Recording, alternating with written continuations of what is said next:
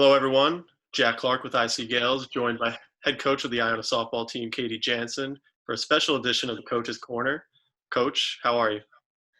Doing okay. A little different that we're not, up in the press conference area or in the office, but glad to be able to see you and chat with you and, give some cool info about what I've been up to.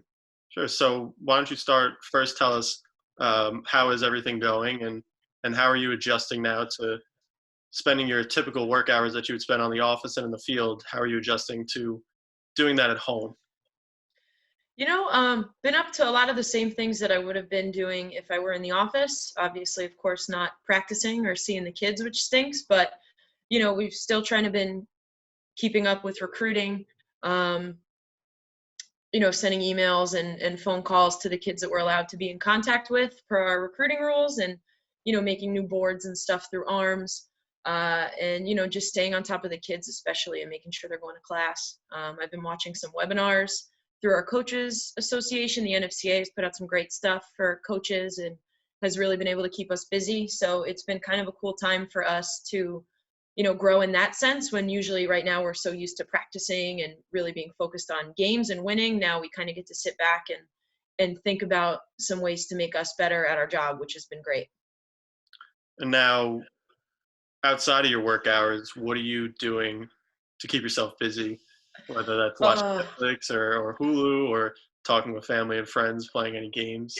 I think I'm running out of things to do. I've been going on a lot of walks. I'm really sick of my neighborhood or my little, apartment complex I live at here and, in New Rochelle. So there's really not much to do here in New Rochelle, but going on a lot of walks, trying to run, which has not been easy. I'm, pretty slow. I think my kids would kick my butt if I had to race them, but, now's the time I could try to get in a little bit better shape. So maybe I can keep up with them come next year. Cooking a little bit. I'm not very good at it. That's another thing, the girls know I don't like, but trying to cook, not well again, but I kind of have no choice. I can't go out to eat all the time, and thankful for FaceTime and Zoom to talk to my family, my parents in Jersey and my brother and sister and, my friends from all over the place. So kind of doing that. Other than that, not much else. I'm refusing to watch Tiger King. I won't do it. I think I'm in the minority with that, but Wow. I don't think I could do it. You mentioned the cooking and you don't like to do it. Paul Panic was on, and he had some interesting thoughts about who might be the best chef up there on the other side of the Oh, athletic staff. You have any thoughts? I don't know. I think I know. Who did you say? Pete. Pete. Pete was probably like the sleeper, the best chef. I could see that. I know Coach Paul said he's a big breakfast guy. I agree with that. I can cook breakfast. That's pretty much my my best thing. But I don't know. I think Joe Pienta might surprise people and be able to throw down a little bit. And so you mentioned talking with the team via FaceTime and Zoom and stuff like this. What has been your message to the team now throughout this quarantine? Just keeping them focused, and what has been the overall message to them? I mean, I think first and foremost, we've been checking in, myself, Courtney, and Darren, our two assistants. We've been checking in with them first and foremost to make sure, mentally that they're doing okay. This was a pretty traumatic thing in their life, that their season and what they worked so hard for got taken away. So first and foremost, making sure that they're doing okay and letting them know, we're here from them. Some of them have sent really funny, updates from home, like living with brothers. They're not used to living with boys anymore, and sending pictures of their dogs. So that's been good. But mainly that, making sure they're okay, letting them know it's okay to be angry and sad, and how to deal with those emotions. And then making sure they're on top of their academics and letting them know, that this is a scary time, but, we still have to focus on what we need to do, in school. And, it's softball's taking a back burner right now, which is tough. But, the main thing is that global health and everybody's family is safe and healthy. And that's more important right now. And, I think they're doing a pretty good job understanding that. And as sad as they were, they understand that unfortunately this is what needed to happen. And, that it's kind of grown to the proportion that it is, that clearly, that's more important right now, is staying safe and doing our part. And this is obviously an unprecedented time for a student athlete because, like you said, they're adjusting to the fact that their season was cut short. They don't have that anymore. But also as a student, they, like all the other students on campus worldwide, are adjusting to online classes and stuff like that. So what have you given to them to keep them focused on that, and what have you communicated with Rory, Sarah, and Jamie on that side of things to just keep them focused and stay focused on class? I think it's a big adjustment for most of them. Some of them have taken maybe one or two online classes while being in, a traditional academic setting with going to class and being on campus. So now adjusting to all classes has definitely been, a challenge, encouraging them to find their own spot at home, whether it's in their room or the kitchen table or somewhere that they know they can consistently go, and to keep a schedule as best as they can with, um, an agenda, something like that. And I know Rory, Sarah, and Jamie have done an amazing job, sending updates with dates for certain deadlines, like withdrawing from class, and then checking in with a couple of kids who, might be struggling a little bit more. I know they've set up Zoom meetings with a couple of our players, which has been great. And they've said that they really benefit from that. So super appreciative and grateful for them for all that they do for the kids. And even me checking in with me, as they've been awesome with that. So great job by them. Now, as a former student athlete yourself, can you put yourselves in the shoes of a current student athlete and try and give some advice to ones that may be struggling or not have an idea of what they need to do to continue to get better?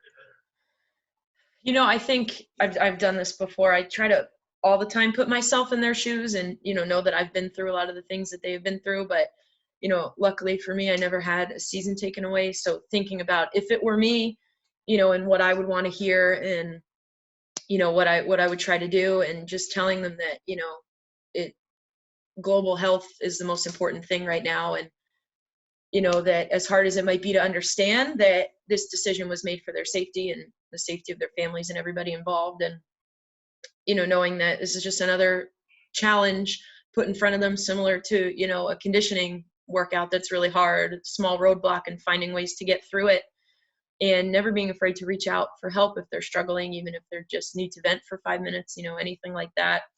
Uh, and know that it will pass and we will get through this. It'll get better. As hard as that might be to believe, the end will be here, and, we'll get back to life as we, know it and wanted, hopefully very soon.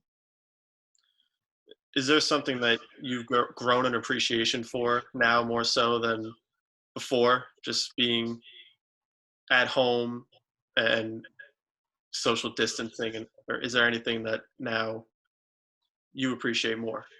I think, everything with, socially distancing and not really being able to see people except through a screen, or, from 6 feet away, not being able to, give somebody a hug or a high five, being at work and seeing everybody every day in the hallway, seeing the girls every day. I miss them a lot. I, hope they know that. And, even my parents, my brother, my sister, they all live in New Jersey. I'm here in New York. I haven't seen them besides through FaceTime and stuff like that. And that's been tough, missing my friends and, kind of disrupted routine. But once again, knowing that it's temporary and trying to push through it. What's one thing that you miss most about softball and the season and the team? I think first and foremost, games and competing, because this was the part of our season that the girls worked so hard for all fall, and, all winter being in the gym and having to get creative with practices indoors and varying schedules. Fall ball is a grind that, they only get 8 games, and then it's a lot of long practices, lifting, conditioning, and that's what they work for. They do all those things for our season and for the games, and we only got to play 8 games. And I think we were, really starting. We had a great win as our last game. Little did we know it was going to be our last game, but I think that we really showed what we were going to be capable of. And, I just am really sad we didn't get to see them compete, and especially for the seniors, the 8 of them, which is a huge class, and they had, had really great careers and done so much for the program and for the school, and kind of getting it taken away in a heartbeat I was crushed for them. And, I just missed that and was really looking forward to competing with them and making a really strong run at it. Last thing, is there any general advice you could give to the general student athlete, specifically softball, whether that be at the high school or collegiate level, just something that they can do to keep their game fresh and keep that love for the game still strong? Yeah, I think be creative. All of us have social media and YouTube and whatever else, archived games and stuff. So, I think people really will benefit from, even if maybe they don't get to practice, so you don't have a net or a tee or anything like that, but even just watching the game, looking up an old game on YouTube or something like that, a College World Series game or even an old Iona game, and just try to pick up on certain things and tendencies that people are doing in the game, the girls, and learn from them. Because I think it's easy to, when you're involved in the game itself, when you're actually playing, to watch, but sitting back and maybe watching some recorded games or something like that could help some people learn some things, or even get creative with a mirror, practice your swing in front of a mirror or anything like that, just to try to keep yourself in it and invested.